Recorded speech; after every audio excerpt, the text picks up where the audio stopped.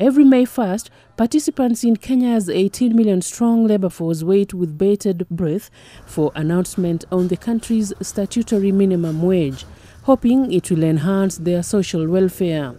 In last year's Labor Day, then President Uhuru Kenyatta announced a 12% hike in the minimum wage, much to the disappointment of employers who had to bear the burden of higher salaries and wages amid tough economic times. It was the first revision in 4 years.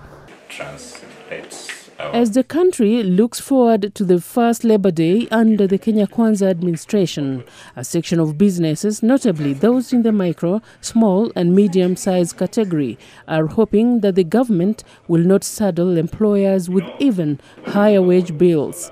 We could not be able to afford to increase salaries. And I'm sure this probably the story around almost every other employee. Or we reviewed our salary structure.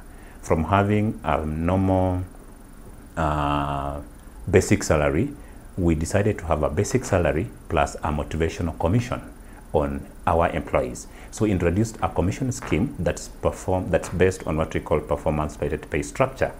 The Federation of Kenya Employers says the government's priority should be on putting in place measures aimed at improving the business environment to allow businesses to employ more and afford higher salaries. We hope that the President will talk about specific strategies that the government is employing to lower the cost of doing business in this country. Because we know that inflation is high, the cost of living is really high and Kenyans are suffering. But in similar fashion, business is also suffering. Business is also going through this kind of strain and stress. So what can we do together as employers and government and other labor sector leaders to address this issue? It's very important that questions to do with the business environment and stability in the taxation regime and other policy decisions be discussed so that we can promote value chain addition, we can look at market access and enhancing the competitiveness of our enterprises.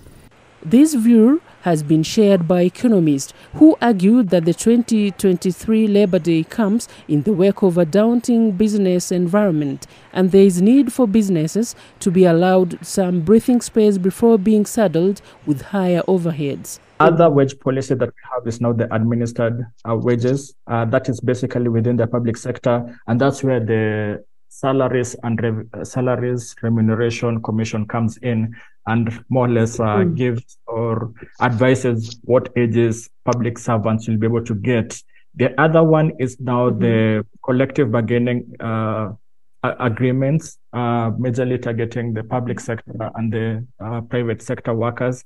And finally, the flexible wage policy, which is now applicable predominantly to private sector players. This year's Labor Day is marked within the context of some challenging background for Kenyan workers, be it in the public service and also the private sector space. Nevertheless, and also we are seeing a number of technological advancements within the labor industry that might potentially throw a number of workers out of employment. Kenya is estimated to have about 1.6 million registered micro, small and medium-sized businesses, while another 5.9 million are reported to be unregistered. It is these business ventures that drive employment creation in Kenya, and in the 2023 Labor Day, they are hoping the government will focus on improving the operating environment.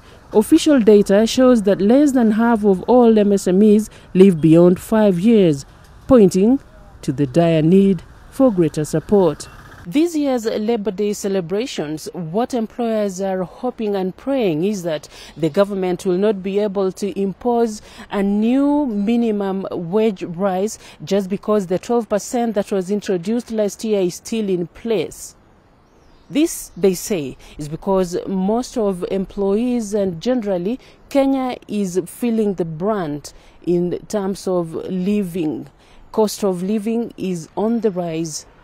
Judith Chabono, NTV, Nairobi.